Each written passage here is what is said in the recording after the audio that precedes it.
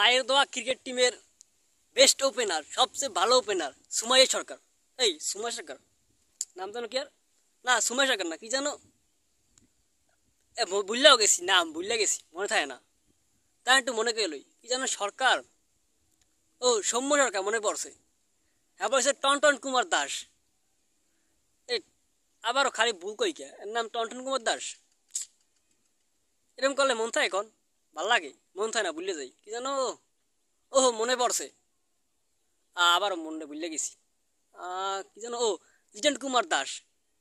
এরা হচ্ছে বাংলাদেশের সবচেয়ে বেস্ট ওপেনার, যে প্রথমে এক বলেই আউট হয়ে যায়। আর একটা কথা, এরা কিন্তু বাংলাদেশের বেস্ট চয়েস ওপেনারের। এদের সে ভালো কোনো ওপেনার নাই যারা এক বলেই আউট হয়ে যায়। আবার বাংলাদেশের মায়ের দোয়া ক্রিকেট টিমের অধিনায়ক কি জানেন, কি জানো, ও শান্ত আফা।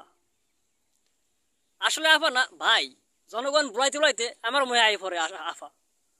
এখন সবারই নাম আমাকে বাংলাদেশের জনগণরা রাখছে একটা করে নাম। এই নামগুলা দেখতে দেখতে নিজের আয়ত্ত আই পড়ছে, মন থাকে না কেন নাম কি।